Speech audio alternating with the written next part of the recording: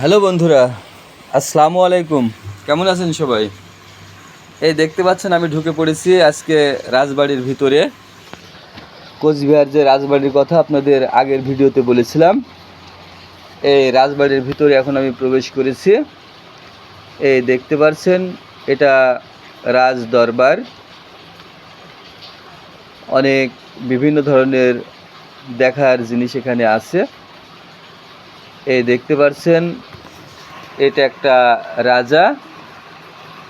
এখানে সুন্দর মতো লেখা আছে, এটা রানী, মহারানী সুনীতি দেবী। এই মহারানী সুনীতি দেবী সে অনেক আগে গত হয়ে গেছেন, তার মূর্তি এখানে রাখা হয়েছে। তো দেখার মতো বহু জায়গা এখানে আছে।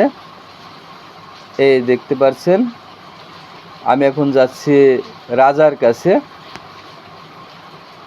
এতক্ষণ রানীকে দেখলেন, এই দেখুন এইটা হচ্ছে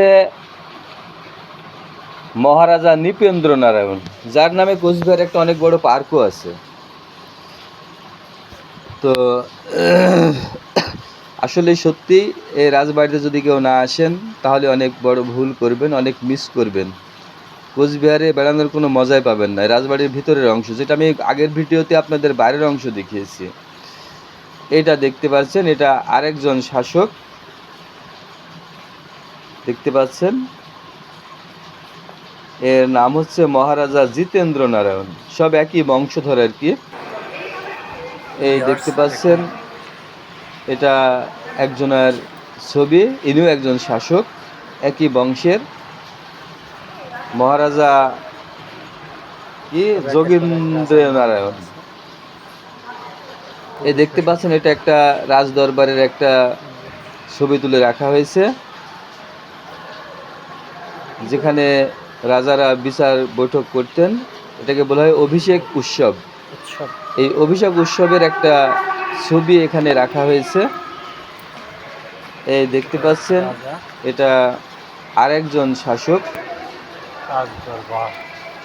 তো ভিউয়ার্স, আমি আস্তে আস্তে একটু সামনের দিকে আগাই, দেখি এদিকে আরো কি কি আছে।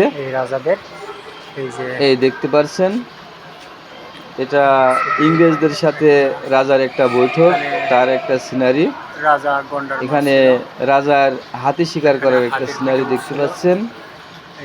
এই দেখতে পাচ্ছেন এটা হচ্ছে হাতির একটা মাথার যে খুলি সেটা।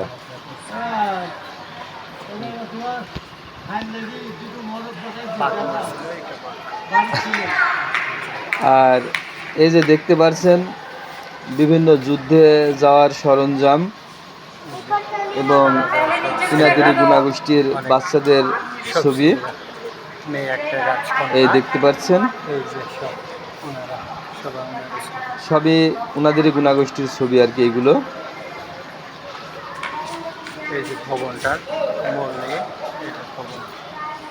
এই দেখুন খুব সুন্দর জায়গা, ভিতরে ঢুকলে মনে হবে না যে আর বের হইব। এটা একটা মহারানীর ছবি, একটা মহারাজার ছবি। এই হচ্ছে যে রাজবাড়িটা বাইরে থেকে আপনাকে আগের ভিডিওতে দেখিয়েছি।